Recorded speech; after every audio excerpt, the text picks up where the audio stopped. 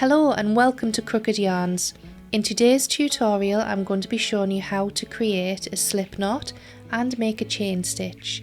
Now this video is for those of you who are right-handed, and I will be using US and UK terminology because slip knot and chain stitch are the same for both.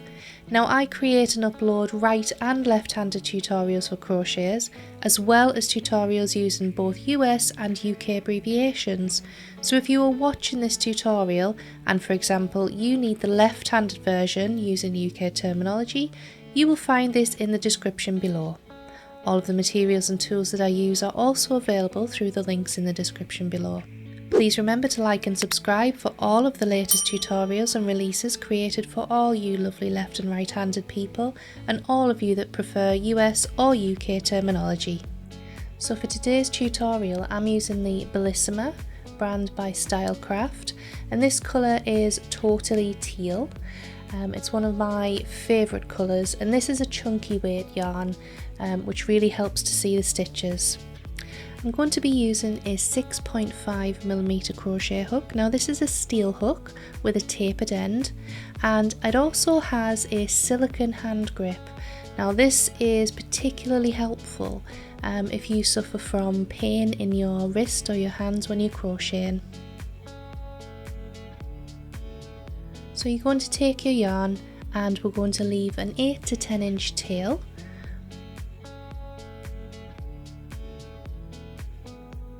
And we're going to wrap our yarn around our fingers and we're going to pass the tail behind the loop, inserting the crochet hook through the loop and behind the tail yarn to pull it into a slip knot. If we take it off, I'll show you again without the crochet hook. So you take your yarn and you're going to wrap it around your middle and forefinger. When you get to the top, you're going to pass the tail of the yarn through the loop that you've just made. You can grab it with your fingers and pull it tight.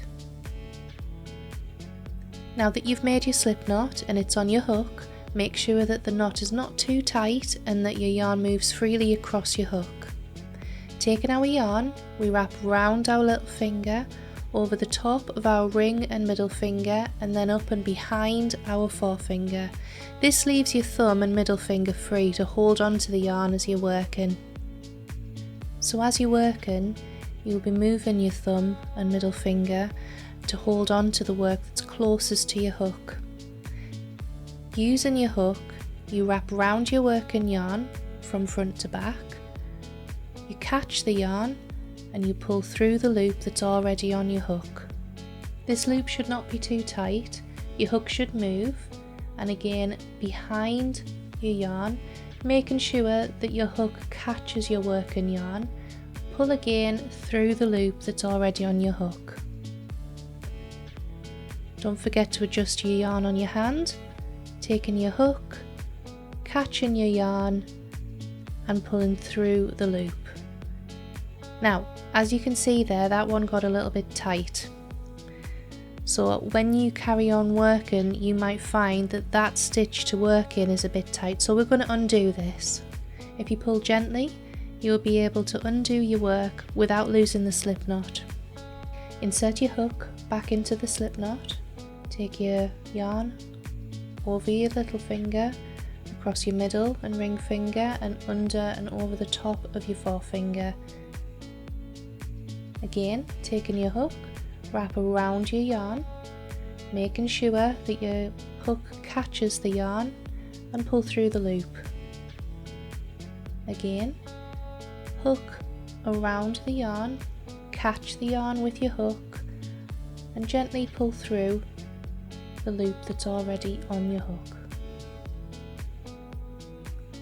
You continue doing this to make your chain. Remember to adjust your yarn frequently, and remember not to make your chain too tight. If you do make it tight, simply undo it and start again. Continue like this for as many chains as you need. Don't forget to catch the working end of your yarn with your hook, and as you go along you'll be able to see your chain starting to form.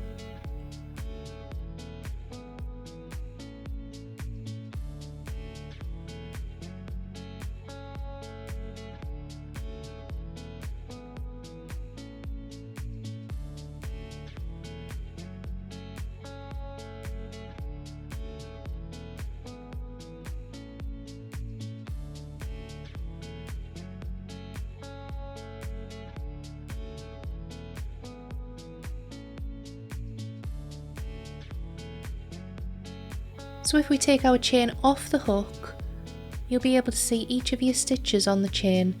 They're nice and stretchy, they've got a lot of give, and when you are going to be inserting your hook into one of the stitches, you're looking for the top of the stitch to get your hook into. That's where you're going to be placing your stitches. The stitch closest to the knot can sometimes be a little bit tight. It's easy to count your stitches by looking at the top loop.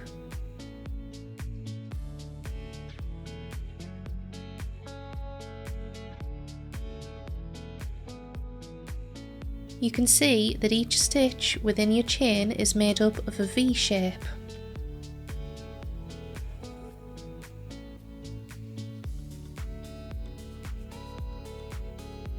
This means that when inserting your hook into the stitch, you'll find that one link of yarn is on the top of your hook and two links are underneath. Your hook should pass quite freely through the links. If it doesn't, your stitches might be a bit too tight for you to do your work with.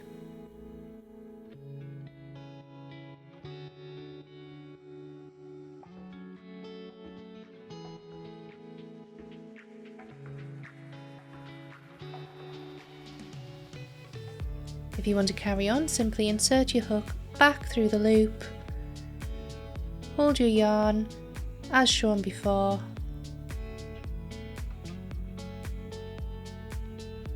make sure the yarn's comfortable in your hand and carry on with your stitches. If you're doing a lot of stitches, I would recommend placing stitch markers every 10 or 20 so that you can keep count. As you can see, I'm increasing the speed of my stitching. That's because I've been crocheting for a little while. As a new beginner, you're probably going to be a bit slower than this, but that's absolutely fine, and as you become more accustomed to crochet, you'll find that your speed increases as well. So, now that you watched my tutorial on how to make a slip knot and create a chain stitch, let me know in the comments below how you got on, or if you have any questions. Likewise, you can join me over on my Facebook page to share your creations. If you found this tutorial helpful, please like and subscribe to keep up to date with my latest releases, and I will see you again soon.